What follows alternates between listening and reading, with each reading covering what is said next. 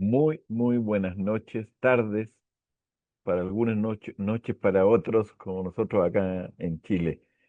Les saludamos en el amor del Señor en este nuevo viernes de webinars. Estamos muy contentos de poder estar aquí con usted en este fin de año 2025. Se nos fue el año 2025. Y felices de poder seguir trabajando, seguir disfrutando de lo que el Señor tiene para cada uno de nosotros. Sean todos muy bienvenidos. Les habla Francisco Villera, director ejecutivo de la Sociedad Bíblica Chilena. Como compartimos todas las semanas, y recordar que las sociedades bíblicas nacionales, miembros de esta gran fraternidad de sociedades bíblicas unidas, donde estamos en 154 países presentes, trabajamos en diferentes áreas, principalmente en lo que tiene que ver con la traducción de la Biblia. Hay muchos proyectos de traducción en nuestro continente, aquí en las Américas y miles alrededor del mundo. Necesitamos que la palabra del Señor llegue a todos los corazones, a todas las vidas en el mundo. Y por eso seguimos y no terminaremos de trabajar en lo que es la traducción de la palabra de Dios para alcanzar a todas las personas, a todos los billones de personas que hay en este planeta. También, después de la traducción, está todo lo que es la producción, principalmente de Biblia y otros materiales también anexos, para poder edificar la vida de los líderes, de los pastores, de los obispos, em, materiales académicos que nos proveen también otras sociedades bíblicas hermanas. Y desarrollamos también como otro pilar fundamental un área importante de programas de servicio, de ayuda a las iglesias, a las comunidades. Estamos permanentemente trabajando en lo que es la interacción con la Biblia. Esto mismo que estamos desarrollando hoy día, ayudar a interactuar, ayudar a que puedan entender mejor la palabra de Dios, entregar nuevas herramientas y, y llevar la palabra de Dios, llevar el mensaje en todos los formatos, en todos los idiomas eh, y a un precio en que las personas puedan pagar. Y digo un precio porque de repente alguien quiere tener una Biblia preciosa, de cuero, fina, y es una Biblia costosa, pero también necesitamos llegar al que no tiene recursos y quiere contar con la palabra de Dios en sus manos. Y si es necesario, gratuita, de alguna manera gratuita a través de programas y proyectos, también la llevamos. Así que cubrimos un área importante. A veces nos tildan ahí de que somos una librería, nos comparan con otros y la verdad que eh, las sociedades bíblicas en el mundo, nuestra misión es traducir y llevar la palabra de Dios a las personas, sirviendo a través de una cantidad de programas y proyectos importantes. Importante que ustedes puedan conocernos. Si todavía no nos conoce, a lo mejor es primera vez que está asistiendo hoy día, acérquese a una sociedad bíblica y vea cuál es el fondo del trabajo del ministerio en el mundo. Así que les invitamos a ser parte y compartir y aportar también con sus oraciones eh, para todas las personas que trabajamos en este gran ministerio alrededor del mundo. Como les decía y les reitero a los que se vienen ingresando en este momento, sean todos muy bienvenidos. Creo que es una gran tarde-noche. Quiero pedirles que puedan poner en el chat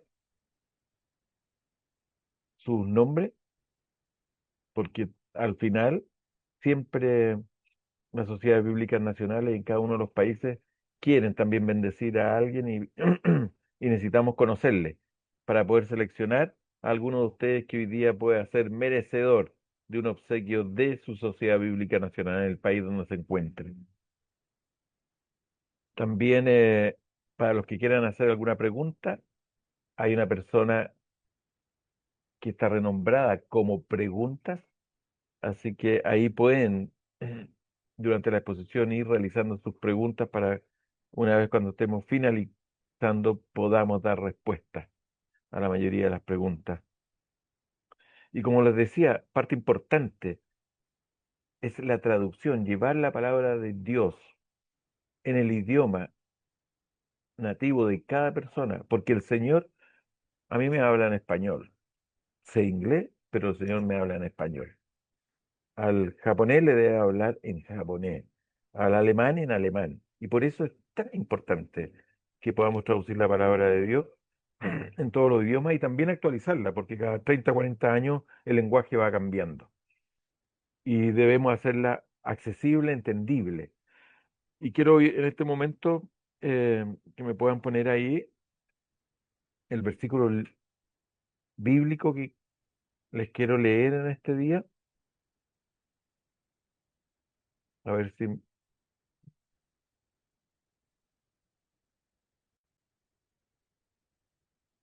mm, ahí viene, para que podamos apreciar la importancia de poder estar revisando las traducciones. Es un trabajo que nosotros como Sociedades Bíblicas Unidas estamos permanentemente preocupados haciendo. En Lamentaciones 1:20, en Reina Valera 60, la palabra dice, mira, oh Jehová, estoy atribulada, mis entrañas hierven, mi corazón se trastorna dentro de mí, porque me rebelé en gran manera. Por fuera hizo estragos la espada, por dentro señoreó la muerte.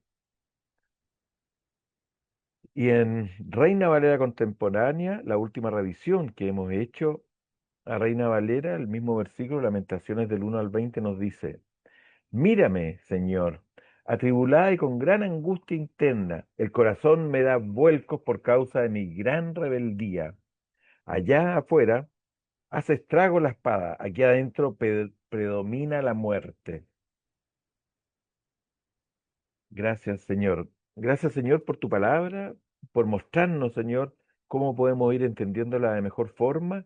Y gracias por permitirnos desarrollar este hermoso trabajo.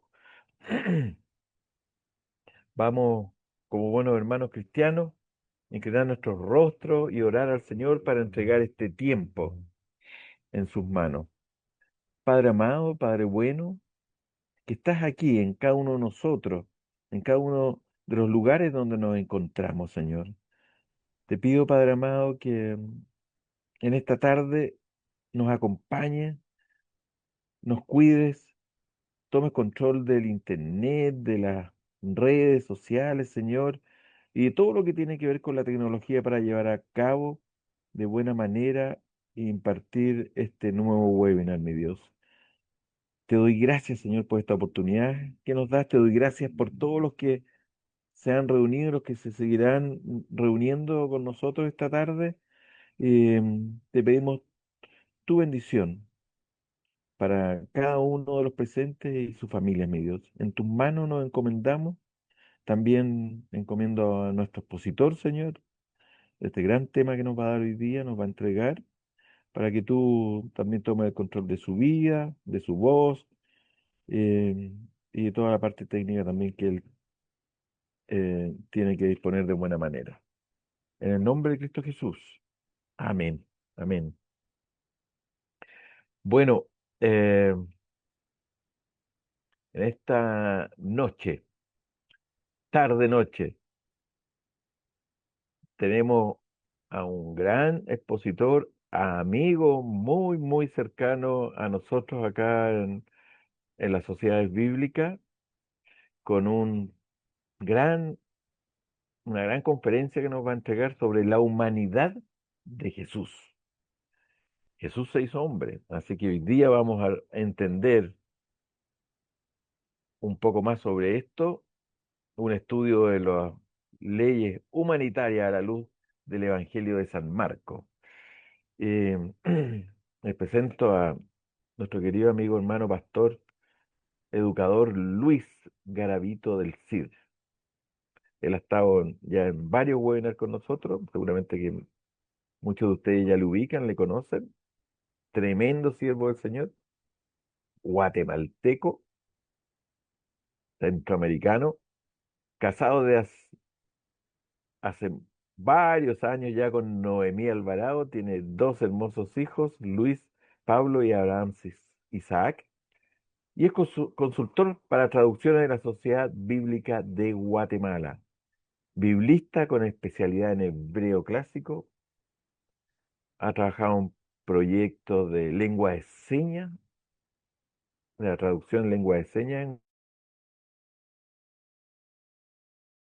indígenas en Guatemala y México, y participó en el equipo de revisión de la Biblia Dios habla hoy, 2020 al 2022. Es docente en el Diplomado Internacional de la Sociedad Bíblica Unida en Latinoamérica, docente del Diplomado de Ciencias Bíblicas de la Sociedad Bíblica de Guatemala desde el 2012. También estuvo como docente de licenciatura y maestría de la Universidad Panamericana del 2005 al 2020 y docente de World Vision Seminary, seminario presencial y virtual. Tiene título de maestría en teología pastoral en la Universidad Panamericana de Guatemala, una licenciatura en teología de la Universidad Panamericana también de Guatemala, y tiene otras certificaciones internacionales en traducción bíblica y consultoría del Instituto NAIDA para traducción bíblica en unión con las Sociedades Bíblicas Unidas y la Fundación Universitaria San Pellegrino con sede en Bolonia, Italia. También tienen certificación y diploma en arqueología e historia bíblica de la Escuela Internacional de Rotterdam de la Universidad Hebrea de Jerusalén, certificación y diplomado en traducción bíblica de la Sociedad Bíblica Unida, otorgado en la Universidad Bíblica Latinoamericana de San José, Costa Rica, certificación en consultoría para proyectos de traducción en intersemiótica, énfasis en lengua de señas, la Sociedad Bíblica Unida, certificación sobre la excelencia de la educación teológica AETAL en la Universidad Evangélica de El Salvador, y ha sido facilitador certificado de Kairos International Misiones, también certificado como tutor de cursos virtuales por Cognos, Backboard, Learn.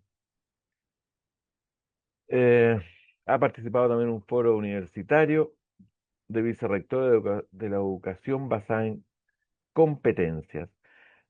Como pueden ver, nos las traemos, digo yo, aquí, ¿eh? Traemos un excelente expositor, un excelente tema de la humanidad de Jesús. Y no quiero quitar más tiempo a nuestro querido pastor hermano Luis. Te dejo aquí en esta noche con una linda y preciosa audiencia de más de 50 personas que nos están viendo a través del Zoom y otros a través de los Facebook de las Sociedades Bíblicas Nacionales, de YouTube.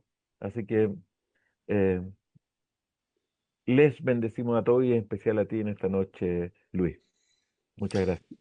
Muchas gracias, Francisco. Qué gusto estar juntos nuevamente para compartir siempre estos temas relacionados todos con las ciencias bíblicas, con el texto, con la Biblia, con nuestro quehacer ministerial, con el quehacer también de las sociedades bíblicas en Latinoamérica y en el mundo. Hoy nos estamos proponiendo entonces este tema acerca de la humanidad de Jesús, y hacer esa relación con lo que narra el Evangelio de Marcos, en el sentido de las leyes humanitarias que están incrustadas ahí en todo el desarrollo de lo que conocemos como la ley mosaica o la Torah. Hay en realidad tres temas que vamos a tratar de relacionar que son bastante complejos. Hoy por lo menos vamos a hacer un acercamiento, o para mí son bastante complejos, que es el tema de la humanidad de Jesús, el tema de las leyes humanitarias y lo narrado en el Evangelio de Marcos. A eso nos vamos a acercar. Entonces vamos a ir como uno a uno en ese sentido, iniciando con qué son las leyes humanitarias. En mi opinión, una especie de desconocimiento en general de las leyes humanitarias. Usualmente, cuando pensamos en la ley de Moisés, estamos pensando en, en el asunto de, bueno, toman los principales contenidos, los hemos considerado como lo que tiene que ver con relación con el pecado, las fiestas, el calendario litúrgico, el tema de las guerras y otras cosas que pueden ir atrapando nuestra atención, todos los sacrificios, el desarrollo del tabernáculo y todo el procedimiento litúrgico en el tabernáculo y cosas como esas, el oficio sacerdotal. Y pasamos por alto en algunos sentidos detalles que van apareciendo, algunos en el libro de Éxodo, otros en Levítico, otros en Deuteronomio o en Números, que tienen que ver con asuntos de ser humanitario. Y por ahí vamos a ir definiendo también a qué sentido de la humanidad de Jesús nos vamos a referir en este encuentro. Estas leyes humanitarias a las que nos estamos refiriendo son aquellos mandatos bíblicos que protegen a los vulnerables, que están descritos y que fueron ordenados con el propósito de proteger a los vulnerables. Y dentro de los grupos de los vulnerables están los extranjeros, entendiendo los extranjeros aquí no como turistas, sino como migrantes. El tema de los que por diferentes razones tuvieron que migrar buscando siempre una mejoría de su situación en general, ¿no? Por peligro, buscando comida, buscando seguridad, buscando oportunidades de trabajo, etcétera, que han sido los motores o han sido los incentivos de la migración a través de todos los tiempos. La gente no migra por gusto, digamos, sino que migra derivado de una necesidad, y siempre se añora la tierra propia, el pueblo propio, pero a este tipo de extranjeros es a los que la ley está protegiendo, que no pertenecían al pueblo, pero que habían llegado a habitar entre el pueblo por diferentes razones. Están las viudas, los huérfanos. Cuando uno ve el contexto de la historia de los pueblos en el Antiguo Testamento, tanto como ahora, en aquel tiempo también hubo muchas guerras, muchas hambres, muchas enfermedades, pestes, epidemias, etcétera. Y eso lo que provocaba era que se multiplicaran el número de viudas y de huérfanos en aquel pueblo. Y la viuda no tenía, en aquel contexto donde el hombre era el que proveía, el hombre era el que trabajaba, pues se quedaba sin el sustento, ya no tenía quien proveyera para la casa. Eso implicaba una situación de alta vulnerabilidad. Igual los huérfanos, sobre todo pues, cuando se refiere a niños pequeñitos, usualmente la Biblia cuando se refiere a huérfanos se refiere a niños. Un huérfano ya mayor, pues ya se ha librado, puede trabajar, puede protegerse. Entonces, cuando la Biblia habla de huérfanos, principalmente está hablando, cuando dice que el Señor protege a los huérfanos y a la viuda, está hablando usualmente de viudas en general, mujeres que pueden ser jóvenes con hijos pequeños, o viudas que han quedado viudas en la última etapa de su vida, que no tienen quien las proteja, señoras ya mayores, ancianas, que no tienen quien las pueda proteger. Y luego los huérfanos usualmente se refiere entonces a niños. Luego están los pobres, gente que no tiene. La pobreza en aquel tiempo derivaba principalmente de no tener una tierra donde poder sembrar. La economía o la agricultura de subsistencia no tenía tierra, no tenía donde sembrar. Eso implicaba pobreza, porque había que o rentar una tierra o ir a trabajar en calidad de esclavo. Los jornaleros, entre algunos jornaleros y los esclavos, en ocasiones no había mucha diferencia económica en aquellos tiempos. Los enfermos,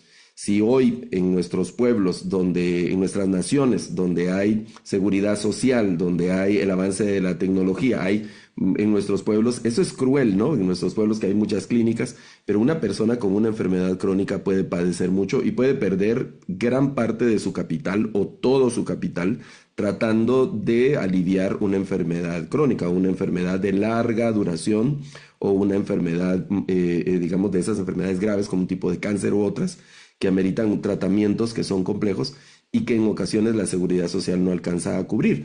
Los porcentajes cubiertos de nuestras poblaciones por la seguridad social son mínimos comparados con la población general de la nación y los servicios dentro de la seguridad social muchas veces no son los mejores. Bueno, entonces si hoy nosotros teniendo todos estos avances, teniendo facilidades económicas, todavía padecemos de cosas como esas, ahora imaginémonos un enfermo en aquel tiempo, tenía que ser un grupo vulnerable. Luego están los discapacitados, personas que tenían algún problema, que habían una discapacidad congénita o por algún accidente, algún trauma en el curso de la vida, en la niñez o siendo adultos, habían perdido la vista o habían el oído o habían perdido una extremidad, la capacidad de movilizarse, etcétera, algún tipo de discapacidad. Y por último, entre los grupos también vulnerables, los ancianos. Se esperaba que la sociedad pudiera cubrir a los ancianos y que pudiera sostenerlos, no tenían que haber ancianos, ¿cómo se dice?, desprotegidos, no tenía que haber ancianos mendigando o cosas como esas, eso se interpretaba como un mal signo de aquella sociedad, porque se debía honrar a las personas de mayor edad. Sin embargo, lo que vemos en la historia y en el texto es que en ocasiones hay frases y algunos detalles que mencionan grupos de ancianos que estaban en situación vulnerable, habiendo sido olvidados, pasando hambre, enfermedad, frío, despojo en la calle y situaciones como esas. Entonces, este conjunto de leyes humanitarias que aparecen dentro de la Torá o en el texto promueven en general la dignidad, que la persona, todas las personas se les proteja y se les ¿cómo se dice?, fortalezca el tema de la dignidad. También promueve la compasión. Aquí podríamos poner en medio todo lo que hablamos de compatía, empatía, el de estar dispuesto a sentir por el otro, no solo sentir, sino ayudar al otro, y sobre todo temas de equidad, asuntos de equidad. Hay un par de frases que usa Jesús en los evangelios y nosotros vamos a tomar de orientación hoy, particularmente el evangelio de Marcos, en esta vista así rápido que vamos a hacer. Un par de frases que usa Jesús que van en el sentido, en estos tres principales aspectos a los que se refieren las leyes humanitarias. No se trata de un altruismo porque sí, o por sacarse una foto y publicarla en las redes, o solo porque sentir una especie de lástima, un sentimiento superficial, sino que estas leyes humanitarias van enfocadas a cosas mucho más profundas que tienen que ver con eso, ¿no? Con la dignidad, la compasión y la equidad en medio de las sociedades. Estas leyes humanitarias reflejan un carácter ético y profundamente. Y aquí hay una situación a donde me quiero empezar a enfocar al tema de la disertación de esta tarde, y es ese carácter humano, pero divino también en medio de la Torá. Recuerden que el Señor nos hizo a su imagen y semejanza. Entonces, el hablar de la humanidad de Jesús es hablar de esa impronta hecha por Dios, porque Dios es el que nos hizo personas, nos hizo humanos, hombres y mujeres, y más que el aspecto físico, porque a eso me quiero referir en esta presentación, más que el aspecto físico, concreto de órganos y piel y huesos de la humanidad de Cristo, a ese carácter humano, humanitario en algún momento, que a veces nos ayuda mucho el cambio de términos de Jesús. Por eso hablamos de este carácter ético y profundamente humano de la Torá. Y algo interesante, ¿no? La ley mosaica entonces nos muestra a un Dios, y esta frase puede sonar, puede ser altisonante, puede ser un poco extraña para la consideración de algunos. La ley mosaica nos muestra a un Dios con gran humanidad. Eso parece una contradicción. Un Dios con un corazón humano, si usamos esa expresión antropomórfica. Un Dios con una propensión hacia ese carácter humanitario, compasivo, un Dios sumamente compasivo. Y de ahí yo me atrevo a concluir bueno, o me atrevo a decir en esta tarde, que concluir, cuando leemos la ley mosaica y concluimos que el Dios de la Torá es un cruel tirano, entonces lo que se evidencia es una mala lectura de los escritos bíblicos. Cuando uno lee la Torá, obviamente en la Torá hay castigos, en la Torá hay juicios, en la Torá hay consecuencias de ciertos actos, hay acciones terribles que son, bueno, donde se ejecuta la justicia así violenta de parte de Dios. Pero cuando uno tiene el contexto general de la Torá, lo que vemos es un contexto más humanitario, es un contexto más que procura el bienestar en general, es un contexto que procura estos tres aspectos, ¿no? La dignidad de la persona, sostener, recuperar, exaltar la dignidad de la persona solo por el hecho de ser persona, no una dignidad derivada de la capacidad económica o la dignidad derivada del color de la piel o si es hombre o mujer, sino la dignidad derivada por el hecho de ser persona. La compasión que se debe tener para las personas que están en situaciones de vulnerabilidad, ya hemos hablado de cuáles grupos, y el tema de la equidad. La ley mosaica presenta una sociedad bastante horizontal, sin distancias, sin esos contrastes, sin esas brechas que se ven en estas, por ejemplo, en nuestras naciones, las desigualdades que hay en nuestros pueblos. Y hablo ahora, por ejemplo, en Guatemala, que hay ya billonarios en el país, mientras hay niños que mueren de desnutrición. En los que hemos hecho misiones y evangelismo en el interior de nuestros pueblos, constatamos de primera mano, con nuestros propios ojos, las desigualdades enormes que hay en nuestro país. En nuestros países, Latinoamérica es una de las regiones del mundo con mayor desigualdad. Y entre nosotros hay naciones y regiones con mayor desigualdad. Un pequeño, ínfimo porcentaje de nuestros pueblos aglomera y concentra el mayor porcentaje de riqueza que se produce en nuestros países, ¿no? Esas son situaciones complejas y eso rompe la equidad, mientras algunos de nosotros tenemos que ir a la seguridad social, a los hospitales públicos, etcétera. Otros de nosotros pueden viajar en jets privados a tratarse a otras partes del mundo donde hay súper especialistas. Esas diferencias, en la perspectiva de la ley mosaica, vemos a una sociedad más equitativa, una sociedad más igualitaria, donde no destacan mucho la riqueza ni la pobreza. Esa sería como una utopía para algunos de la perspectiva que se da en la ley mosaica. Por eso vemos a un Dios, no vemos en la ley mosaica a un Dios tirano, a un Dios cruel. Concluir que el Dios de la Torá es un Dios iracundo, un Dios justiciero, un Dios intolerante, un Dios cruel que se deleita en la muerte, en la violencia y en el dolor, es una conclusión que evidencia una mala lectura, puede ser una mala lectura por desconocimiento, una mala lectura por ser una lectura superficial, una mala lectura por ser una lectura hecha con una intencionalidad previa en la mente y en el corazón, y entonces solo veo esos aspectos y olvido el carácter humanitario que tiene la ley de principio a fin, atendiendo cada una de esas cosas. Hoy no tenemos el tiempo suficiente para detenernos a describir cada una de estas cosas. Yo esta presentación que me está guiando, la voy a enviar hay un grupo donde están los coordinadores de los países, entonces al coordinador de su país o a la sociedad bíblica de su país, usted puede solicitarla. Entonces aquí están algunas de las leyes humanitarias. No hay cosas que solo las voy a poner aquí en la pantalla para que queden en la presentación y luego usted ya puede obtenerlas. Bueno, hay una serie de leyes humanitarias. Yo apenas he listado aquí 13 de las principales y hay otros aspectos de gran importancia también que están aquí. Es un listado parcial, no es exhaustivo en relación a las leyes humanitarias que se refiere la ley de Moisés.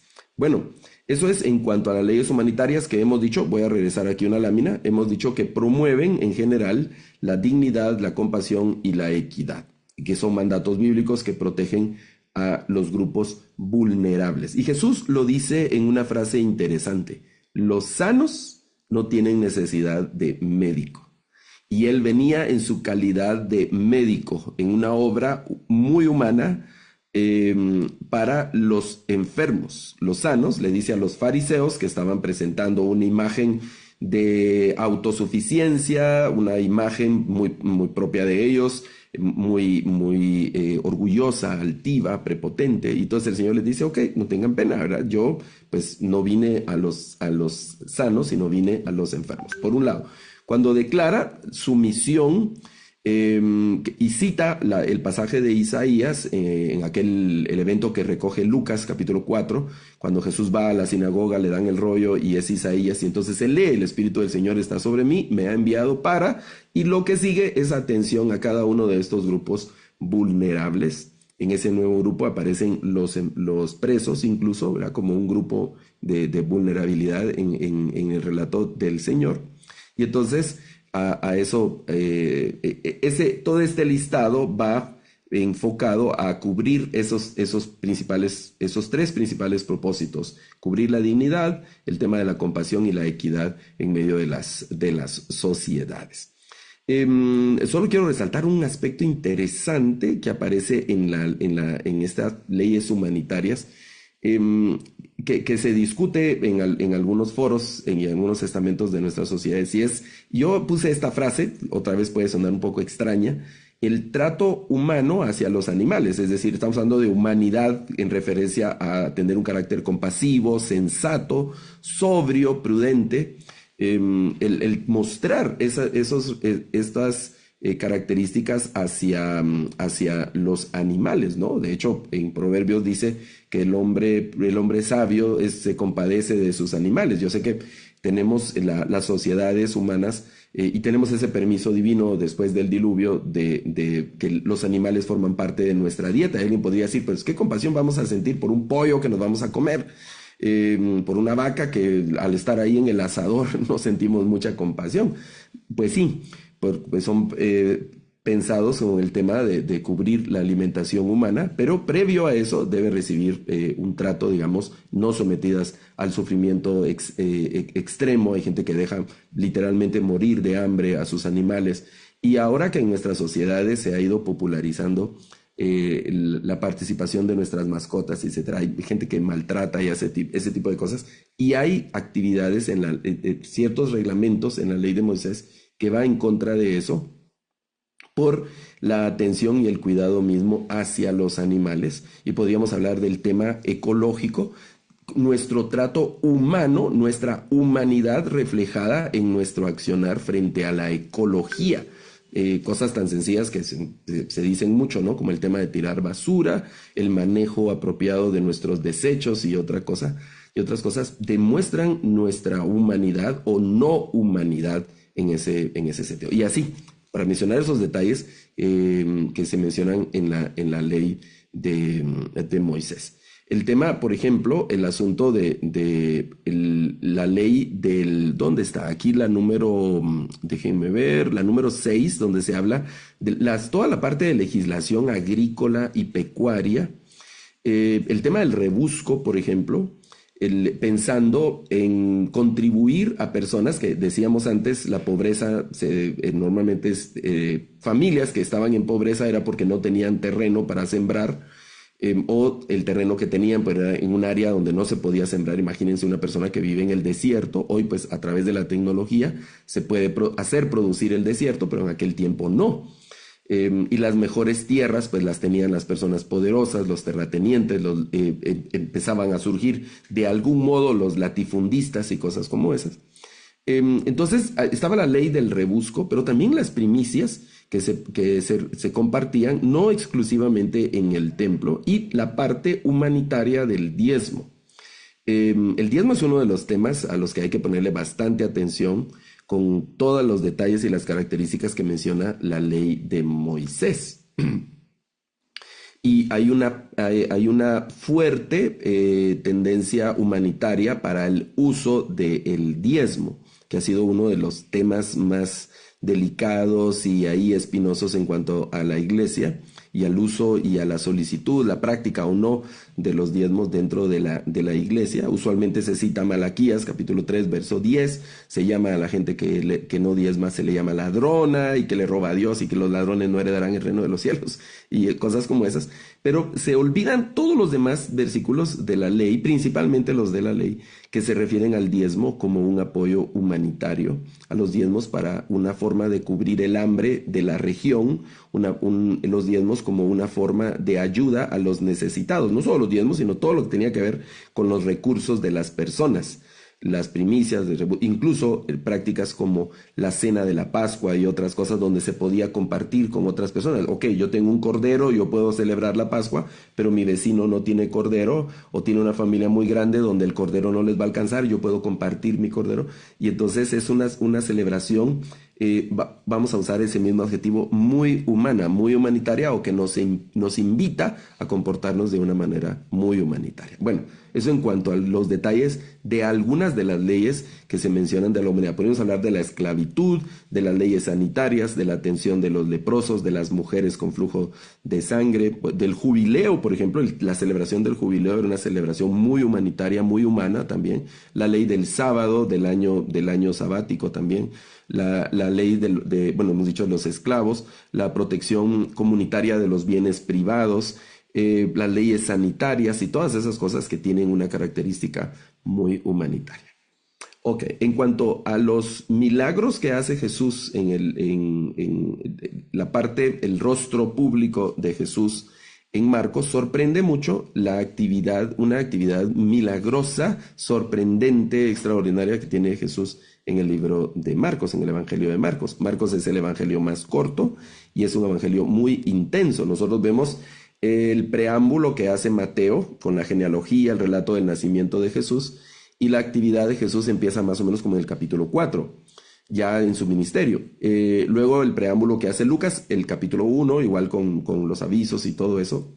Luego las genealogías también, el largo capítulo 2 de Jesús, y posteriormente hacia el capítulo 3 más o menos empieza Jesús ya a tener una actividad pública, milagrosa, predicar y cosas como esas. Juan hace una introducción impresionante.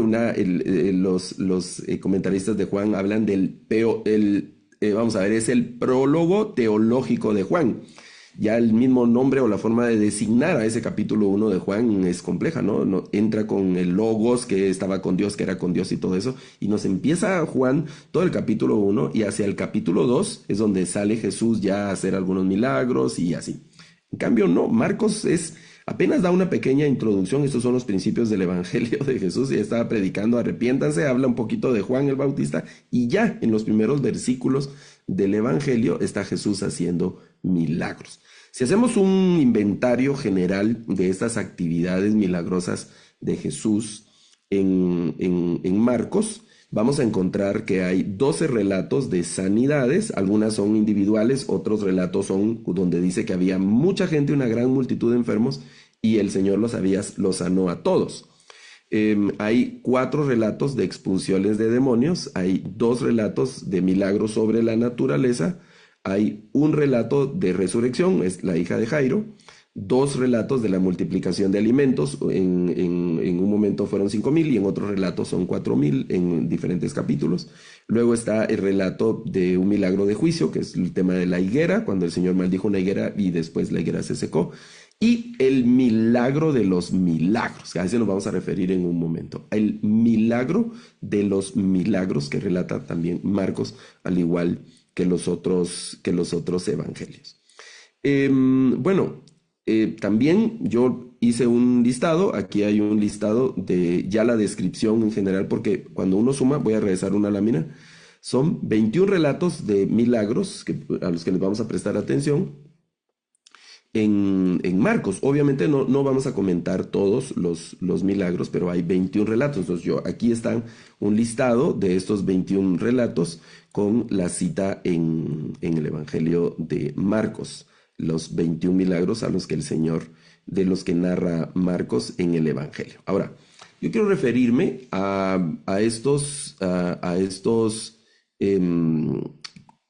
milagros, algunos milagros como casos especiales que tiene Jesús en el Evangelio de Marcos. Y vamos a decir en este relato, en estos casos especiales donde Jesús muestra su humanidad. Ok. Yo no estoy pensando cuando hablamos de la humanidad de Jesús, no, para este tema no estoy pensando en hablar del misterio de la encarnación, de la kenosis de Cristo, de una cristología, si Jesús era hombre o era Dios, hablar el tema de qué tanto era Dios, las dos naturalezas, las voluntades en un mismo ser y todo ese tema, sino que hablar de este carácter humano de Jesús. Jesús no solo se hizo humano en el sentido de tener una apariencia humana, con tener extremidades, piel, huesos y cosas como esa, lo físico, lo tangible, lo concreto, sino que se hizo humano en el sentido de demostrar y tener humanidad, es decir, ese carácter compasivo, la inclinación constante a hacer el bien a todas las personas, indistintamente la situación o la orientación o el origen étnico, la posición económica, la situación de género de la persona, o cualquiera de las circunstancias que en aquellos tiempos y en todos los tiempos han servido para segmentar a las sociedades. Jesús no atendió ninguna de ellas, sino que mostró constantemente su humanidad, ese carácter compasivo, empático, solidario, en búsqueda de la justicia, en búsqueda de la equidad, en búsqueda de rescatar y sostener la dignidad de las personas. A eso es a lo que nos referimos cuando hablamos de la humanidad de Jesús. A diferencia de los mitos que hay en otras religiones de semidioses, donde se comparte las características humanas y divinas, como Hércules y otros semidioses que habían sido creados a partir de la unión de uno de los dioses en las mitologías persas, babilónicas, asirias, egipcias, griegas, romanas y otras.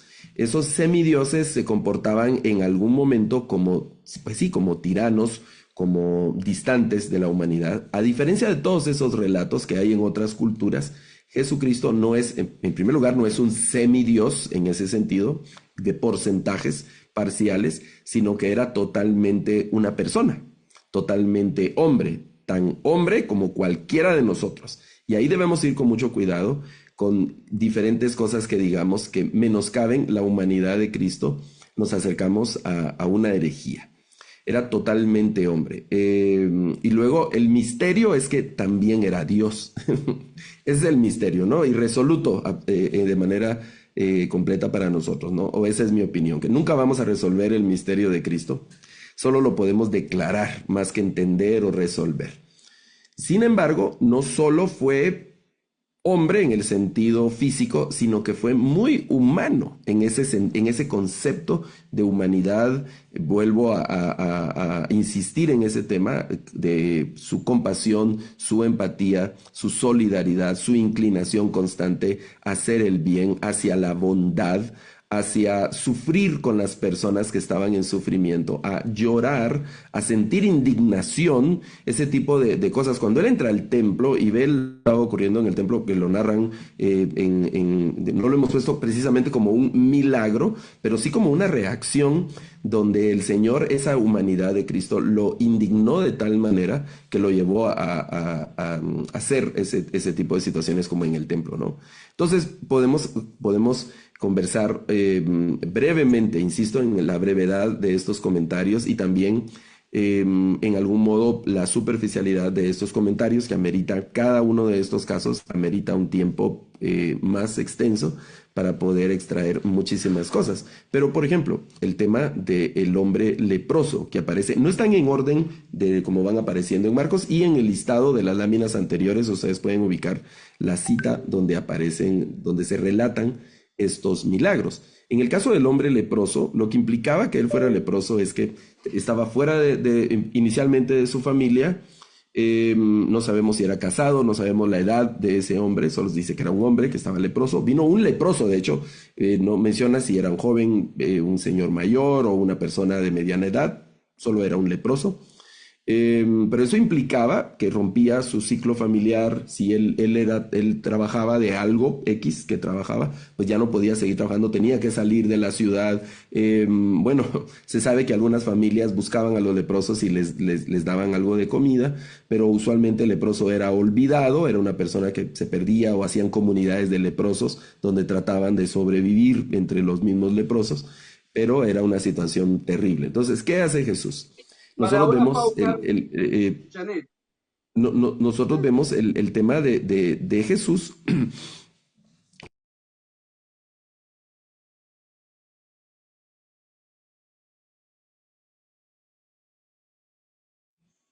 Ok. Siempre vale la pena anunciar ahí que se aseguren de tener su micrófono cerrado. Muy bien. ¿Qué hace Jesús? Son detalles que hemos oído en múltiples ocasiones, en predicaciones o al leerlo. La ley prohibía el contacto y el acercamiento con leprosos, pero lo que hace Jesús es extender su mano y toca. Hay un asunto sumamente importante, el tema de cuando Jesús extiende su mano. Pudo haber hablado, sabemos que en otros milagros Jesús solamente hablaba, ¿verdad? Di tu palabra y el Señor daba su palabra, pero en este milagro Jesús toca al leproso y le dice quiero, porque el hombre le pregunta a Jesús, si tú quieres, puedes limpiarme, le dice el leproso a Jesús. Y Jesús le contesta quiero y extiende su mano. Pero hay un detalle interesante al que quiero referirme en este relato, y es que Jesús le dice al leproso, ahora ve y preséntate al sacerdote. La función del sacerdote en el caso de los leprosos era confirmar o no la limpieza del leproso. Hay una situación de fondo, en mi opinión, un poco más que afectaba más que el dolor, la enfermedad, la familia, afectaba mucho la dignidad de esa persona, y es que prácticamente quedaba como un apátrida, como una persona que había perdido todo contacto con su comunidad, etcétera. Y no solo con su comunidad, sino también con su Dios.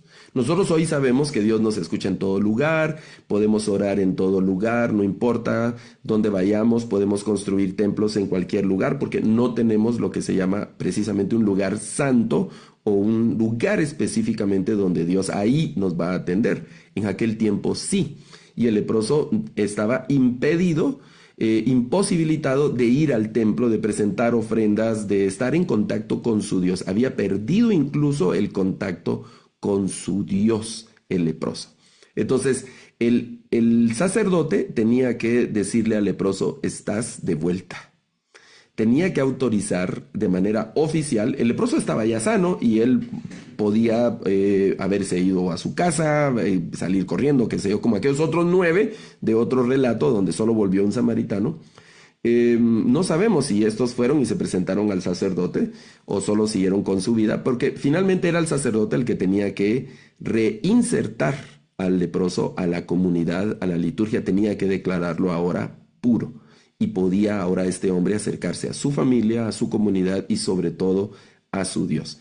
Era un asunto muy humano de reinserción a la comunidad, muy humano de recuperación de su dignidad, de recuperación de su identidad, de recuperación lo que él era anterior a su enfermedad. Todo eso que se iba deteriorando, no solo se iba deteriorando su cuerpo, sino se iba deteriorando él mismo en su dignidad humana, en su autoconcebirse como persona y en los valores que tenía, que no, esos valores humanos que no derivan de lo que traemos encima, sino que derivan de nuestra esencia como personas. A lo largo de la historia, las diferentes comunidades han marcado ciertos aspectos que sostienen o laceran o dañan esa dignidad humana. En aquel momento era la posibilidad de estar o no en contacto con su Dios. Bueno, y Jesús le dice a este hombre, ve y preséntate con el sacerdote, siguiendo la norma humanitaria para que este hombre volviera a estar en la comunidad.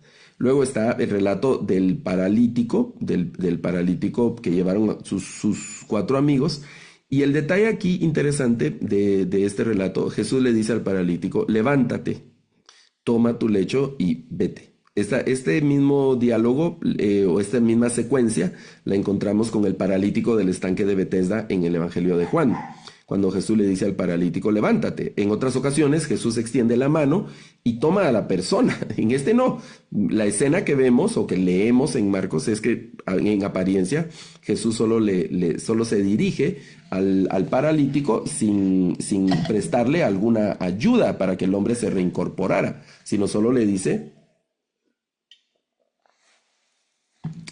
le dice, levántate, toma eso, el símbolo de tu imposibilidad, que es tu lecho donde has estado ahí tirado, y anda, camina.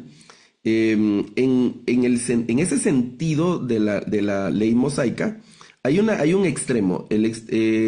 Por ejemplo, había que ayudar a los desvalidos. Hemos hablado que las leyes humanitarias iban en función de sostener la dignidad, la compasión y la equidad, pero no permitían que la persona abusara de esa situación en el extremo de vivir de la compasión de la gente, ¿no? Un eterno mendigo o un eterno pordiosero o un eterno de ese tipo de cosas, teniendo la posibilidad de hacerlo. En nuestras ciudades es común ver personas que están pues en apariencia bien físicamente pidiendo algo de dinero ahí en nuestras calles y pueden trabajar. Por eso el apóstol Pablo en la segunda carta a los tesalonicenses lanza esa frase famosa de el que no trabaja, bueno es que no coma, ¿verdad?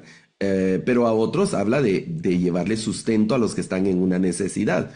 Ok, ¿dónde ponemos la línea? ¿Cómo establecemos ese balance, el criterio, ¿no? Que voy a darle de comer a quien está vulnerable, pero no le puedo dar de comer toda la vida, a menos que toda la vida esté de manera vulnerable. Entonces, hay una situación ahí donde debe mediar el análisis, donde se debe discernir de manera apropiada, pero en primera instancia hay que ayudarle a la persona para que pueda valerse por sí misma. En eso reside la dignidad de la persona. Claro que hoy vemos que pues, no todos van por ese pensamiento, por eso estamos circunscribiéndonos a lo que dice la palabra del Señor. Pues vamos a ayudar a una persona que está en dignidad, que está en vulnerabilidad, y le vamos a ayudar a que recupere su dignidad, a que se ponga de pie y que ahora camine. No la vamos a cargar todo el tiempo si sus piernas están bien. Jesús, en apariencia, en este relato, al paralítico ni siquiera le extiende la mano, sino solo le da la orden, puedes levantarte, toma ese lecho que ha sido el símbolo donde has estado ahí tirado, desvalido, y ahora camina, ¿verdad? En el segundo ramo, recordemos que Jesús inicialmente le había dicho que sus pecados eran perdonados, atendiendo a la necesidad prioritaria de la persona. Pero ante la murmuración ahí de los presentes, principalmente los fariseos, el Señor tiene este diálogo. Entonces a este paralítico Jesús le ayuda a que recupere su dignidad, a valerse por sí mismo. Por eso el Salmo dice, bienaventurado eres, bienaventurado, dice el Salmo, el varón que puede comer del fruto de su trabajo. Bienaventurado el que come del fruto de su trabajo, dice el Salmo. Tu mujer será como una vid frondosa y fructífera, tus hijos van a estar ahí, el resultado del trabajo, lo que el Señor le dijo al hombre, no como una sentencia negativa, sino como parte el ser humano en el huerto del Edén, Adán y Eva perdieron su dignidad al perder su relación con Dios. Entró en crisis esa situación. La dignidad humana depende esencialmente de nuestra relación con Dios. Y entonces él le dice, ahora vas a tener que comer. Yo les había provisto la provisión de Dios para el hombre y la mujer allá en el huerto del Edén era los árboles del huerto. Pero note que Dios no los dejó sin provisión, sino que les dice, ahora solo vamos a cambiar el sistema. Yo les dejo provisión porque ustedes necesitan comer y van a tener que comer. Lo único que ahora el proceso es y la manera digna en la que vas a obtener tu alimentación y la forma en la que de tu subsistencia es esta.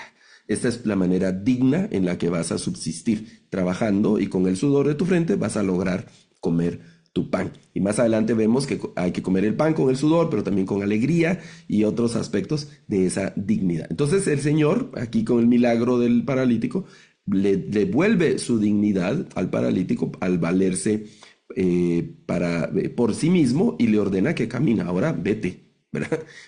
Ahora ya puedes hacerlo, ya no es más tirado, vete con tu lecho y ahora funciona, haz lo que puedas hacer porque ahora puedes hacerlo, ahora ya no estás más imposibilitado. Bueno, la mujer, uno de los pasajes de los evangelios que a mí más me conmueven son el tema de esta señora. No sabemos la edad que tenía, la Biblia solo menciona que tenía 12 años de sufrir la enfermedad. Es una mujer con flujo de sangre. Lo digo con todo respeto, ¿no? Por las damas, ya padecer el flujo normal, usual, el periodo menstrual usual, pues ya es una incomodidad absoluta, representa dolor, muchos riesgos y cosas como esas para las damas. Y esta señora había tenido un problema largo por 12 años. No solo el tema físico, sino que además implicaba una permanente impureza derivado de lo que la ley mencionaba a partir de esas consideraciones. Y luego esa constante situación le significó también, el relato bíblico lo enseña, la pérdida de sus bienes, había perdido sus bienes. Finalmente ella toma la valentía, va con Jesús y en un acto a escondidas, ella no quería ser descubierta, va con Jesús por su misma situación, ¿no? La situación la que tenía la obligaba a estar 12 años bajo la sombra, a escondidas, no era algo público, era incómodo. Pensemos en cómo se había afectado la vida social, no solo económica de esta mujer, sino la vida social. La Biblia no dice nada de ella, uno puede imaginar los escenarios.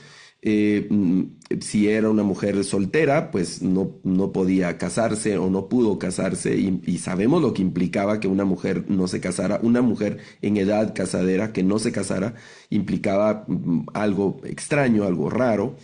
Y luego si estaba casada, el constante flujo de sangre no le permitía quedar embarazada, no le permitía tener una vida marital normal con su esposo y eso implicaba una larga lista de problemas, ¿no? El no tener una vida marital normal, el no tener hijos, el padecimiento, una carga emocional horrible de esta pobre señora, y va a escondidas con Jesús, a rastras. La imagen de esta mujer tocando el borde del manto del Señor, usualmente decimos que iba como arrastrado, hay muchos cuadros que se han pintado y imágenes que se reproducen. No sabemos exactamente, pero ella llegó de una manera muy discreta, a escondidas con Jesús y toca el borde, pero Jesús identifica que algo había ocurrido y saca a la luz. El contraste de lo discreto con lo público, ¿no? Porque Jesús se detiene, recuerden que van una multitud, apretujan a Jesús, él está en diálogo con un señorón de aquel tiempo, era Jairo. Jairo no era un desconocido, era jefe de la sinagoga. Jairo era un señor ahí, cuando él pasaba por la calle, algunos lo saludaban, otros decían, no, miren, ahí va don Jairo. Era un hombre muy público, entonces no solo estaba Jesús, sino que además estaba Jairo, y además la situación de Jairo y la multitud sobre Jesús, y entonces esta mujer así muy discreta, y luego Jesús le dice, bueno, ¿qué pasó? Y ella tiene que hablar, ahora ella tiene que mencionar, es algo sumamente interesante, y Jesús a través de sus palabras reivindica a esta mujer en medio de la sociedad, una mujer que había estado marginada, una mujer que había estado olvidada, que había estado ahí sufriendo no solo los sufrimientos físicos, sino además los sufrimientos económicos, los sufrimientos emocionales, sociales, familiares, etcétera, todo contra ella. Y lo único que tenía, habían dos caminos, ¿no? Obtener el milagro a través de Cristo, un futuro muy fatídico, muy horrible. Y ahora Jesús públicamente la reivindica. Está sana, vete, está sana. Sana de todo eso que hemos hablado, ahora está sana. Muestra el Señor ese carácter. No, cuando dijo alguien me ha tocado, no es un tono de enojo, de reprensión, sino que es un tono de pasó algo aquí, ¿no? Eso se discute. ¿Cómo es que Jesús sabía, no sabía, etcétera? Bueno, no vamos a entrar en esa discusión nosotros, sino vamos a centrar nuestra atención en esa mujer que al verse descubierta tiene que confesar y de esa especie de clandestinidad donde había vivido, sufriendo en las sombras, en lo oscuro, Ahora Jesús la pone en el centro de la atención. ¿Se imaginan el silencio que hubo? Todos los ojos puestos en aquella mujer, probablemente algunos vecinos o no sabían, no sé, porque era algo incómodo para ella. Ese tipo de problemas no se anda contando a todo el mundo y probablemente había gente que, no sé, déjenme yo aquí, la imaginación se me va por todos lados, tengo que estar ahí con cuidado de que no se me vaya mucho, pero pensando probablemente algunos que le habían juzgado hablar mal de ella y ahora Jesús le dice, vete, está sana, sana no solo de su cuerpo, esa sanidad completa, integral que hace, que solo puede hacer nuestro Señor Jesucristo y esa compasión tan humana, de la humanidad de Cristo. El tema de la hija de Jairo, eh, Jairo, él como persona, a veces centramos nuestra atención en el milagro de la resurrección, pero es un milagro de la familia, principalmente de Jairo. Jairo era fariseo, de los líderes de ese momento. Era una persona conocida, pudiente, seguramente, y no dice nada más de Jairo, ¿no? Si era una buena persona, mala persona. Yo me estoy poniendo en el lugar de padre. En algún momento uno de mis hijos estuvo muy enfermo durante una madrugada, su situación agravó. Yo no tenía vehículo y vivía en un lugar peligroso de la comunidad donde vivo. Y tuve que salir como 3 de la mañana caminando y trasladándome, no sé, un poco más de 1 kilómetro a buscar una farmacia que estuviera abierta para comprar una medicina que necesitábamos para ese momento, ¿no? O buscar la ayuda del traslado en una ambulancia o algo así. Y fue, bueno, yo no me di el peligro, vivía en un lugar donde era muy peligroso, ya a las 6, 7 de la noche era peligroso, a las 3 de la mañana, pues no era usual que alguien anduviera a esa hora en el lugar donde yo vivía. Y ahora que lo pienso, no fue algo que yo pensé, ay, me va a pasar algo. No, la necesidad de mi hijo me hizo salir. Jairo él no pensó qué va a decir la gente. Sabemos que los fariseos, algunos visitaban a Jesús de noche, como el caso de Nicodemo en el Evangelio de Juan. Otros seguían a Jesús, dice los evangelistas, de manera secreta, por miedo a lo que iban a decir los demás. Pero Jairo, él no le importó, él va arriesgando su honorabilidad, la honorabilidad que le daba su estatus ahí en la comunidad. Eh, eh, pues él tenía a su hija enferma y vio a Jesús como una solución. El Señor atiende y hace que la dignidad de la familia de Jairo ahora ya no está basada en su situación social, sino está basada en la integración de su familia. Recupera a su hija, el Señor atiende la necesidad de la familia y noten que era una familia pudiente, era una casa donde habían varios ambientes, era una casa donde cabían más personas y todo eso habla de la posición económica y social que tenía Jairo.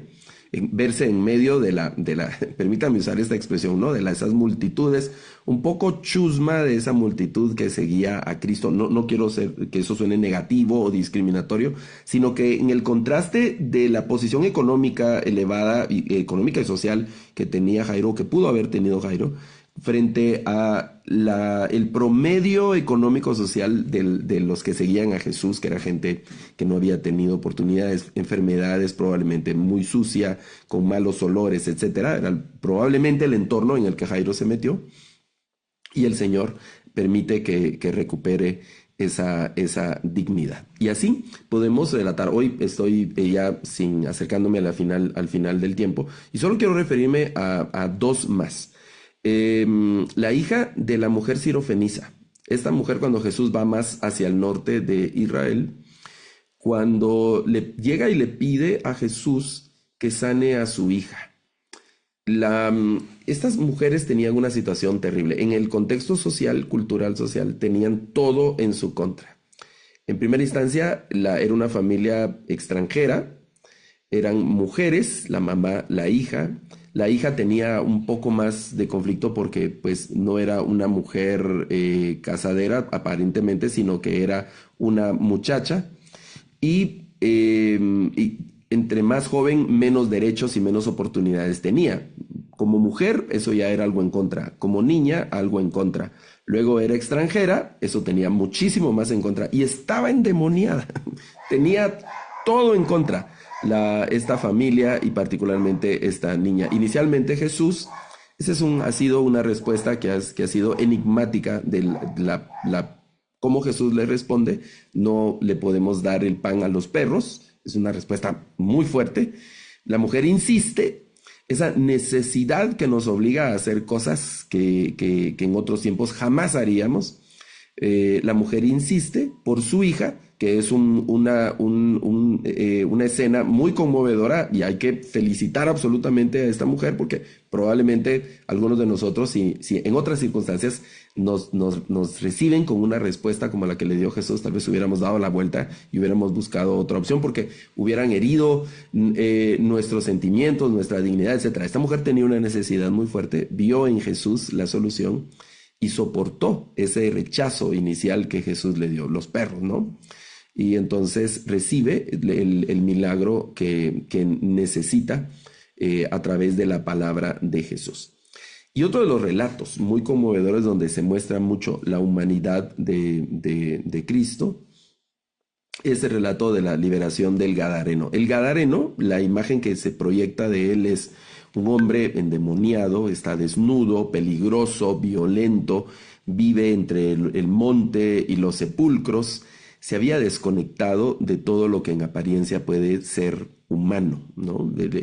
Era como una especie de animal, ahí algo horrible, la gente tenía mucho temor, pero cuando llega Cristo, Cristo lo libera.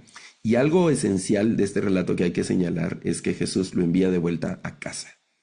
Lo envía de vuelta, ve con los tuyos y cuéntales, ¿verdad? Pero ve con los tuyos. Él quería ir con Jesús, el caso del ciego Bartimeo, que al ser sano siguió con Jesús y Jesús en apariencia se lo permitió, pero al Gadareno no se lo permitió, sino lo envía para que le cuente a los de su casa lo que Jesús le había dado. Mostrando nuevamente, Jesús no estaba interesado en obtener seguidores, no estaba interesado en hacer crecer la comunidad de sus discípulos, sino estaba interesado en que la persona se recuperara, que la persona obtuviera nuevamente su dignidad. Y recordemos que somos parte de pequeños núcleos, ¿no? De nuestra familia. Si yo soy padre de familia, si yo tengo problemas de diferente tipo, voy a afectar a mi familia, a mi núcleo familiar, a mi esposa, a mis hijos. Si yo no me he casado, pues voy a afectar a mis padres o voy a afectar a mi familia, el contexto familiar que tenga, a mi comunidad, etcétera. Entonces, cuando Jesús efectúa la liberación de este hombre gadareno, ahora el Señor le dice, ve con los tuyos, porque ahora no solo es la restauración de este gadareno, sino que ahora es la restauración de la familia, ahora es la restauración de esa comunidad. ¿Se imaginan? Porque la gente se sorprendía, dice la Biblia, al ver al hombre ahora ya en su sano juicio. Lo miraban desnudo, lo miraban probablemente arañado, greñudo, con un aspecto horrible, tenían temor en el cementerio y cosas como esas. Lo intentaron amarrar, imagínense quererlo sujetar, probablemente lo golpearon, bueno, todos esos cuadros que la Biblia ya no lo detalla, pero a través de los pequeños detalles que ahí tienen, uno puede como reconstruir esos cuadros hipotéticos. Pero ahora no, ahora está vestido, ahora está en su sano juicio, tiene otra expresión en su rostro, y el Señor le dice, ve con los tuyos. ¿Se imaginan cuando ese hombre llega a su casa? ¿Se imaginan cuando toca ahí a la puerta y sale la señora, su mamá o un hijo, no sé, a recibirlo? Tuvo que haber sido algo extraordinario porque lo habían perdido a ese miembro de su familia. No sé, tiene que ser algo extraordinario, ¿no? La escena, por ejemplo, en otro relato en Lucas, cuando regresa el hijo pródigo, esa escena, el padre corre, los siervos, que es una cosa extraordinaria. Ahora este gadareno llega a su casa, el Señor lo envía por ahí. Bueno, estoy aquí en el final, acercándome al final. ¿Y cuál es ese milagro de los milagros que muestra la humanidad de Cristo? El milagro de los milagros es el que hay que nombrar como el ciclo cristológico. Yo he leído algunos autores y he escuchado que hablan de el mayor milagro de nuestro Señor Jesucristo es la resurrección, y ponen a la resurrección de Cristo como el milagro de los milagros. Yo quiero diferir esta tarde, en relación a solo la resurrección, porque el milagro de Cristo no es solo la resurrección, sino que es todo el proceso de la encarnación, desde la encarnación de Cristo. Por supuesto, la resurrección, pero eso va, la encarnación de Cristo, la vida de Cristo, una vida de disciplina, esa parte previo al ministerio público que conocemos, que solo tenemos el evento cuando él tenía 12 años, pero ¿qué pasó todo ese periodo de los 12 años a los como 30 que dicen los evangelistas que Jesús tenía? El proceso de su muerte, obviamente la resurrección extraordinaria. Pablo centra su atención ahí cuando dice, si Cristo no resucitó, vana es nuestra fe. Pero si no hubiese ocurrido la muerte, no hubiera ocurrido la resurrección. Y si no hubiera vivido de la forma en la que Cristo vivió, pues no hubiera tenido sentido su muerte. Y si no hubiera encarnado en la forma en la que encarnó, pues no hubiera tenido sentido su vida. Es decir, es un todo, ¿no? Desde la encarnación hasta la parusía. Todo ese ciclo que llamamos ciclo cristológico es el milagro de los milagros. ¿Con qué propósito? ¿Cuál es el propósito del ciclo cristológico o del misterio cristológico, lo podemos llamar de otra forma? O de todo el evento de Cristo, de Jesucristo. ¿Cuál es el propósito? Bueno, hay un propósito divino, y ese propósito divino es un propósito de gracia, de compasión, de conmiseración, de devolverle la dignidad a la creación, y principalmente a la creación humana.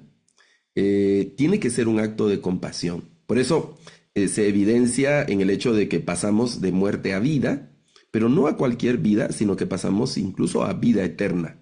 Se nos devuelve nuestra dignidad humana, pero no se queda solo en eso, sino que esta dignidad humana ahora avanza a la dignidad eterna de una nueva creación, más allá de esta creación. El Nuevo Testamento insiste en que hay una nueva creación, no en las categorías de esta creación humana.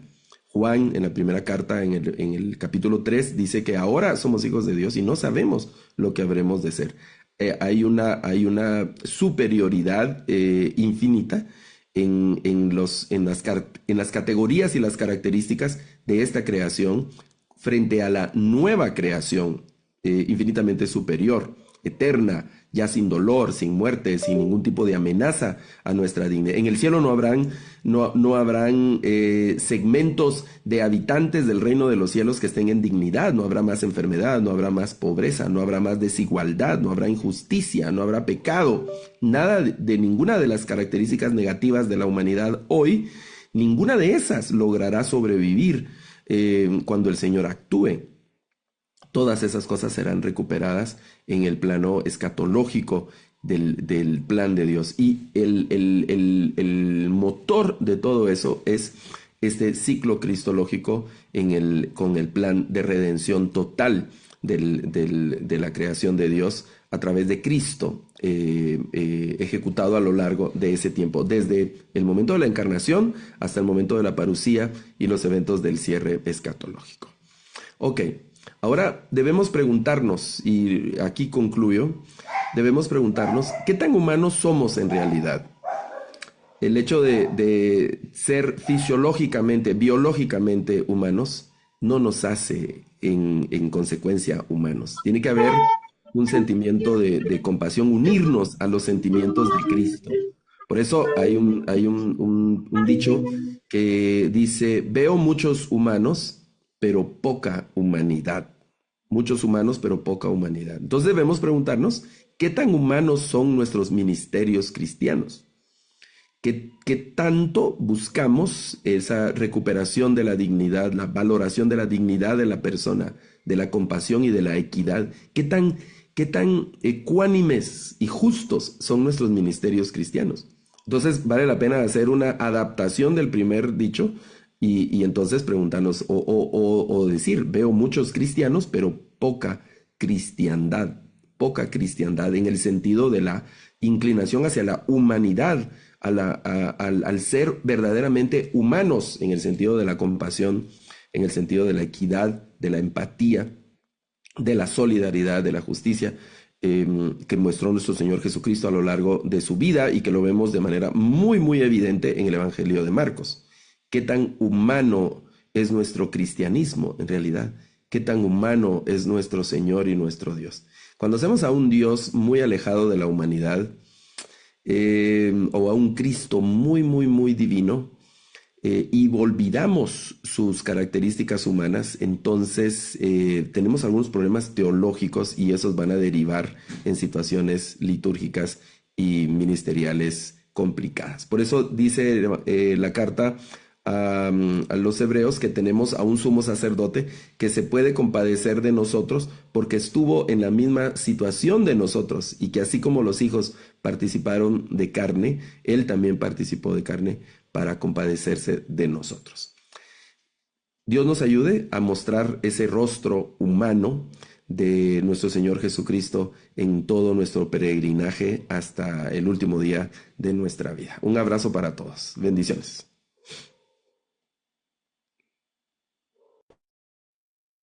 Gracias, Luis. Un tema muy interesante. Antes de las preguntas, que acá ya las tenemos hechas, le pido a mi compañero, vamos a hacer mención de una Biblia, antes de entrar con la primera pregunta de este tema de la humanidad de Jesús, que también nos va desafiando a todos nosotros en nuestro caminar. Creo que has terminado con la exposición, Luis. No veo muchos cristianos acá, cristiandad. Y la idea es poder desarrollarlo en nuestro día a día. Ahí podemos ver la Biblia y el discipulado. Les animamos a que podamos contar con este recurso, porque tenemos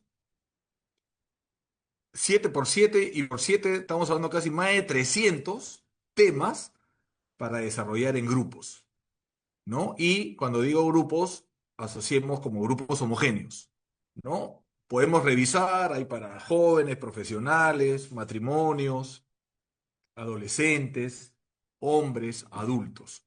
Así que a la luz del texto bíblico vamos sacando las referencias y podemos llevarla a la acción, porque creo que por ahí, Luis, creo que nos vas llamando a la reflexión con la exposición del día de hoy. Acérquense a su sociedad bíblica local y adquieran este recurso de la Biblia del discipulado, también para poder cumplir el tema de la gran comisión. Ir y hacer discípulos, y esta Biblia, esta herramienta, nos va a ayudar ahí para poder cumplir esa humanidad. Así que les animamos una vez más a acercarse a su sociedad bíblica local y adquirir este recurso. A ver, Luis, comenzamos con esta primera pregunta, ¿no? Más reflexiva, y vamos a llamar ahí a tu acción pastoral. Nos dice, ¿no? Puedo ver a la exposición que has realizado asociar esta humanidad de Jesús en las enseñanzas de que los últimos serán los primeros en acciones concretas de humanidad, milagro, reincorporación y equidad. ¿Qué nos podrías decir en el base del día a día? Porque creo que estamos llamados como cristianos no solamente a vivirlo en los espacios eclesiales de los domingos, sino en el día a día a la luz de la pregunta que nos hace. Bueno, recordemos que Jesús tuvo una natural inclinación por ayudar a ayudar a los vulnerables, a los desvalidos, a la gente que estuvo siempre con menos privilegios y lujos. Y de ahí, usualmente en las festividades, los primeros lugares, las primeras mesas, las mejores viandas, los mejores saludos y cuidados eran para las personas. Pues eso ha sido así en casi todas las culturas. Jesús viene de una forma diferente, viene a atender a una manera diferente, desde su mismo nacimiento, ¿no? Habiendo el Señor teniendo la oportunidad de haber nacido en el mejor lugar de Israel de aquel momento, decidió nacer en una casa sencilla entre animales, en un lugar que era el menos usual para que un rey, o que ni siquiera un rey, sino que una persona pueda nacer. Hoy por ejemplo, pensamos en una mujer que da a luz en una ambulancia o en medio de la calle, ahí pues es algo inapropiado, ¿no? Porque no debe un niño nacer en esas circunstancias. Aún en pueblos y en comunidades donde no hay una atención médica profesional, pues cuando va a haber un alumbramiento se prepara el lugar. Nosotros en mi familia somos 5 hermanos y mis 3 hermanas mayores nacieron en casa, atendidas. Nosotros somos de una familia de campo, mis padres son de campo, fueron campesinos. Y entonces mis 3 hermanas mayores nacieron en la casa, atendidas por comadronas, en una situación pues más o menos digna, según lo que yo encuentro, ¿no? Lo que yo oigo de la historia. Pero Jesús no, ni siquiera nace con eso, sino que nace ahí sin ningún tipo de cuidado, sino que pobre María, en una labor de parto horrible, José, no sé, ¿verdad? Y entonces esa inclinación siempre a los menos necesitados, nosotros en nuestro día a día obviamente debemos de marcar esa inclinación. Usualmente estamos tentados a servir con mayor esmero a las personas de las que podemos obtener algún beneficio, ¿no? Por eso en las cartas se menciona también que debemos asociarnos con los humildes, que debemos dar de comer al necesitado. Nuestro corazón siempre tiene que estar abierto y dispuesto a dar. Siempre vamos a tener algo que dar, pero debemos de ser muy sabios y específicos al momento de dar. Queremos dar, digamos, en este contexto aquí de las celebraciones de fin de año, siempre se están dando muchas cosas y a veces es recíproco, ¿no? Yo te doy, tú me das, qué lindo. Pero se nos olvida también que podemos dar a otras personas que están en necesidad. Y corremos el riesgo en esta época de desperdiciar muchísimo dinero. Millones y millones de nuestro dinero se desperdicia porque no sabemos de verdad dar. Y yo no había pensado en eso ahora por lo de este webinar, pero si vamos a dar, vamos a regalar a personas, procuremos regalar a personas que no tengan la posibilidad de devolvernos y que de verdad les será útil. Le vamos a regalar un suéter a una persona, ay sí, un suéter más, va al armario y tiene 15 suéteres, ¿verdad? Pero podemos darle un suéter a alguien que solo tenga uno o que tenga o ninguno. Podemos regalar un par de zapatos. No tenemos que quedarnos pobres, pero sí podemos ayudar a una persona en este tiempo que es un tiempo de dar. Tener esa misma inclinación de Jesús de no darle a los otros que sí tienen, sino darle a una persona que lo pueda necesitar. Que lo pueda ahí tener, ¿no? Tener esa sensibilidad, Luis, y poder ver a ese que no me va a devolver. Creo que va por ahí. A ver, va pasando el avión por acá y interrumpe un poquito. A ver, la siguiente pregunta. Has comenzado con el tema de las leyes en el Primer Testamento, ¿no? Y muestras los ejemplos en el tema de las acciones de Jesús. Y a veces nos dicen que cuando las leyes se dan es porque justamente no se cumplen, ¿no? Y si Jesús muestra esa humanidad en las acciones de la sanidad, es porque tampoco no se estaba cumpliendo. La pregunta es, una vez más, una pregunta muy concreta, ¿no? ¿Cómo hoy, a la reflexión, y acá la tengo al frente que dijiste, ¿no? Veo muchos cristianos, pero poca cristiandad, veo muchos humanos, pero muy poco humanidad. ¿Cómo poder aplicar justicia? ¿Cómo aplicar compasión? ¿Cómo aplicar equidad? ¿Solamente orando? ¿Solamente haciendo? ¿Teniendo un punto medio? ¿En espacios en los cuales está la comunidad cristiana o en espacios más abiertos? ¿Qué consejo nos podría dar ahí, Luis? Yo creo que cada uno en nuestras áreas, empezando desde nuestras familias. Yo he contado la experiencia, estábamos recién casados con mi esposa, teníamos, no sé, pocas semanas de matrimonio y fuimos a nuestra primera conferencia de matrimonios, nunca la olvidé. Olvidé el nombre del conferencista, olvidé en realidad el tema general, pero hubo un par de cosas de la conferencia que han marcado mi vida como esposo. Yo les contaba, vengo de un contexto de una familia campesina, vivimos entre el monte, entre vacas y atendiendo y así. Y entonces esa es una cultura muy machista, muy donde el hombre pues es el primero, él hace todo, no le tiene que rendir cuentas a nadie, etcétera. Y luego en esa conferencia pastoral yo recuerdo, para matrimonio, recuerdo que el predicador dijo cosas como, el hombre normalmente gasta mucho dinero para comprarse calzado. Y puso un ejemplo que a mí me hizo todo sentido porque en mi casa todos los hombres usábamos botas de esas botas vaqueras, ¿verdad? Yo de niño y de adolescente usábamos botas vaqueras, ese era el estilo de la familia. Y sabía que las botas, pues el precio que tienen. Y recuerdo que con mi papá, de niño y adolescente, íbamos a un pueblo aquí en Guatemala.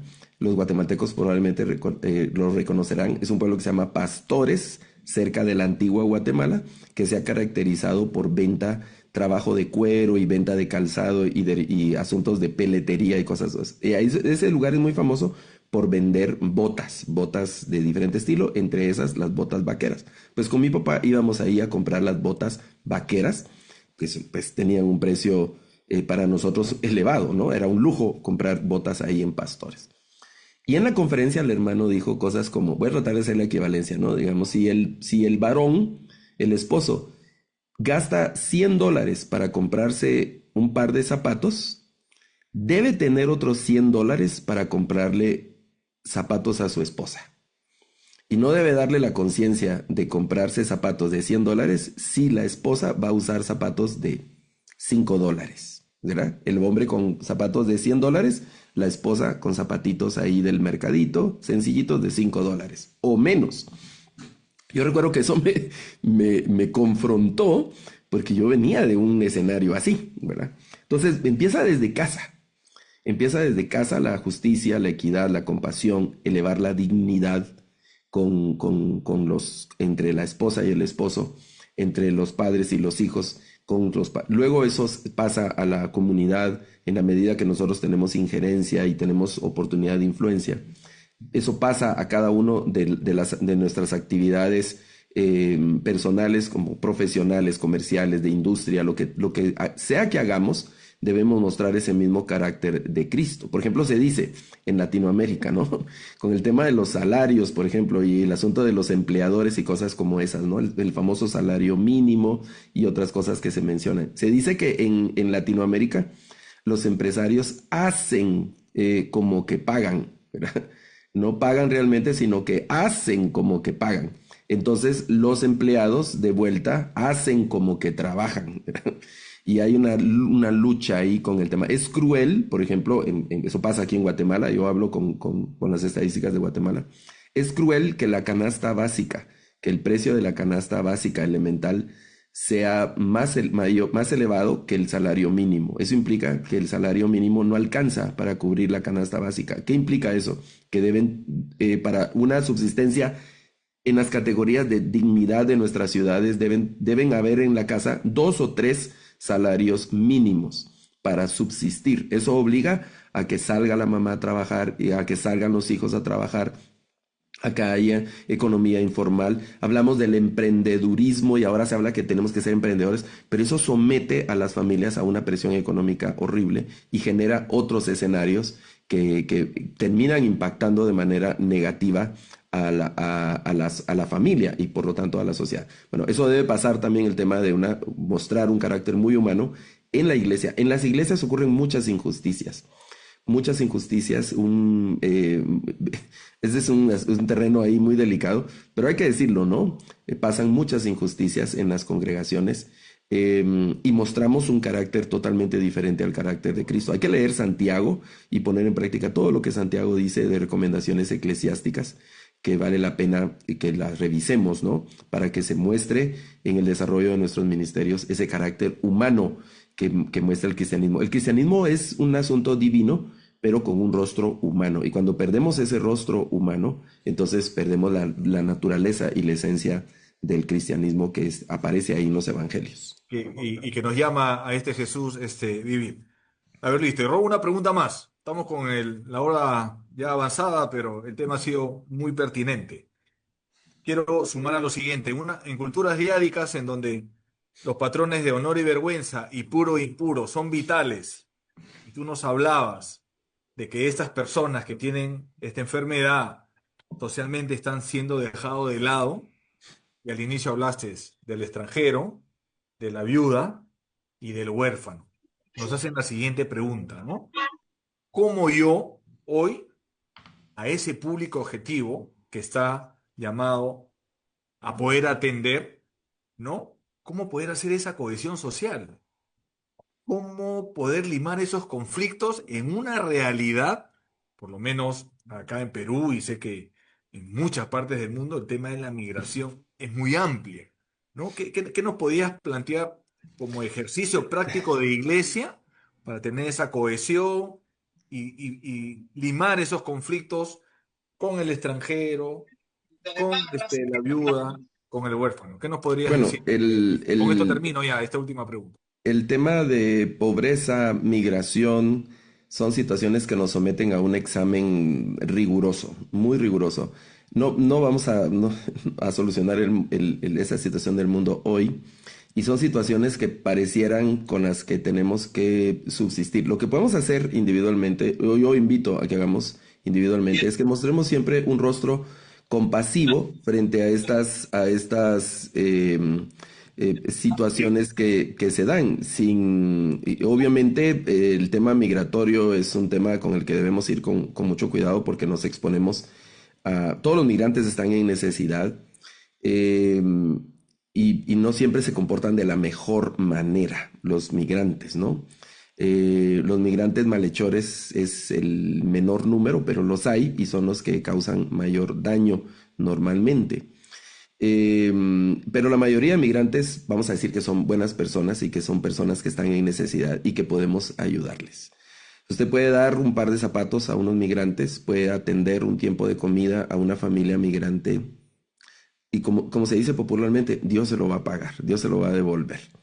Yo regularmente ando en bus en la ciudad de Guatemala, y en una de las terminales, yo vivo hacia el sur de la ciudad de Guatemala y justo vivo cerca de la carretera que va hacia la frontera con México, que es ruta de migrantes. Pasan muchos buses con ruta de migrantes, pasan camiones y seguramente van ahí esos contenedores y tráiler cargadísimos de migrantes de maneras clandestinas. Pasan probablemente frente a la casa donde yo vivo. Y entonces en esa terminal de buses, en Guatemala se conoce como Segma, hay una terminal de vegetales ahí también muy cerca, y asentamientos humanos. Es un cuadro bien interesante.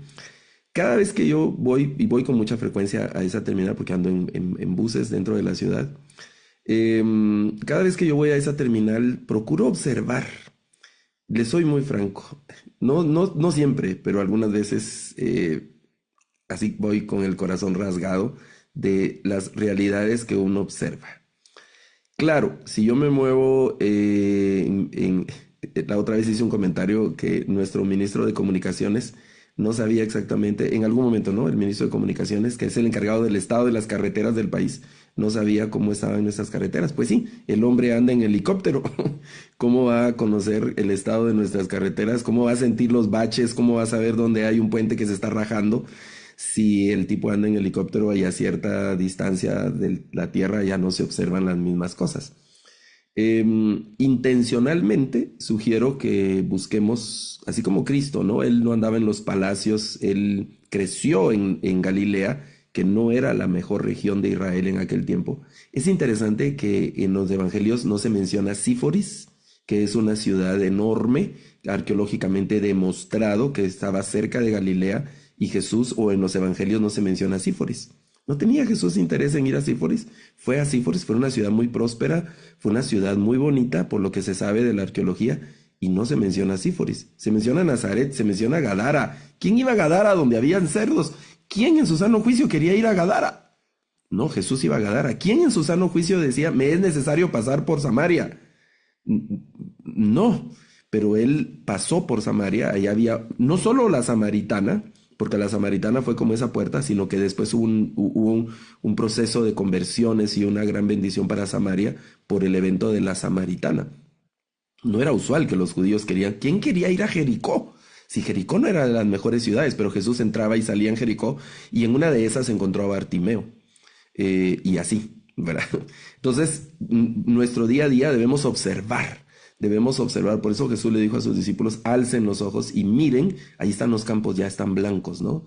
Y algo podemos hacer, siempre algo vamos a poder hacer, ¿verdad? Eso a mí me confronta siempre con aquel tiempo cuando Jesús separará, el Señor sentado en su trono separará a las ovejas y a los cabros, y a las ovejas, a las de la derecha, ¿verdad? Les dirá el Señor, no es un asunto político ahí, ¿verdad? Pero el tema de la derecha, el Señor les dirá a las ovejas, ustedes me vieron desnudo, me vieron con hambre, hicieron esto, y yo ¿cuándo lo hicimos? cuando se lo hicieron a uno de los vulnerables, cuando mostraron humanidad frente a los vulnerables, entonces por eso habrá una recompensa.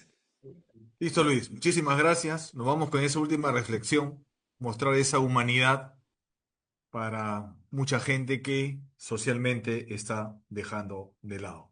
Muchísimas gracias y continuemos con el programa. Muchas gracias Eduardo, muchas gracias Luis, excelente mensaje para este tiempo de Adviento. Y vamos a dar lectura a los ganadores de esta semana de un recurso bíblico.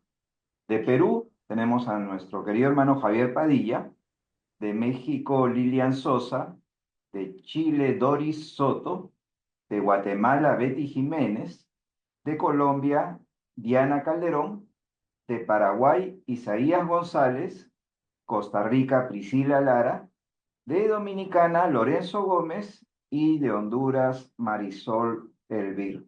A todos ellos pueden acercarse a la Sociedad Bíblica de su país y solicitar su recurso bíblico. Y ahora vamos a anunciar el webinar de la siguiente semana. Juan Carlos, si me puedes ayudar, por favor, para compartir. Y bueno, decir que ya es el último webinar del año, ¿no? Entonces, estamos en estos webinars ya desde la pandemia y hemos seguido hasta adelante y vamos a seguir también el próximo año. Así que si bien es el último webinar, vamos a continuar en enero también con otros webinars y con profesores especialistas en sus campos. Y tiene también que ver con el nacimiento de Jesús. Vamos a tener a nuestro querido también biblista y amigo doctor Sergio Ramírez de Colombia con el webinar El relato de la Navidad, basado en el libro de Mateo 1, versículos 18 al 25. Es el último webinar del año. Les pedimos siempre que inviten a sus amigos, que no sean solamente para ustedes, sino que compartan a todos los hermanos de su congregación para que ellos también puedan enriquecerse con estos webinars que realizamos cada semana. Y en el chat colocamos que hemos abierto un grupo de WhatsApp para los webinars de SBU. Si usted no participa en un grupo de WhatsApp donde se envían los links, le animamos a que se una ahí en el chat al grupo de WhatsApp de Webinars SBU para que cada semana del año pueda recibir el acceso a estos webinars. Bueno, eso sería todo por hoy y que la palabra se haga palabra viva en cada uno de nosotros. Muchas gracias y les invito a abrir sus micrófonos para que puedan saludar al profesor Buenas Luis noches. Garat. Gracias, Luis, Bendiciones, por la hermanos, exposición. un Un abrazo. abrazo. Conversamos. Bendiciones y muchas gracias. Una Bendiciones. excelente Bendiciones, hermano exposición. Luis. Qué Gracias, bueno verlo, doctor. hermano Muchas Yuri. gracias. Gracias, Muchas hermano Luis. gracias, doctor. Dios bendiga, Dios Bendiciones, bendiga. hermanos. Amén. Gracias, Muchísimas profesor. Gracias, gracias. hermanos. Dios Dios los los bendiga. bendiga. Saludos desde Dios le Perú. bendiga. Dios le bendiga, hermanos, bendecidos. Bendiciones a cada uno de ustedes. Muchas bendiciones. Hasta la próxima. Que el Gracias. Señor los bendiga a cada uno. Gracias, pastor. Dios bendiga. Que Dios les bendiga. Sí, al pastor. Sí, sí, muy Pastor, muchísimas Bendiciones, feliz gracias, muchas noche. bendiciones.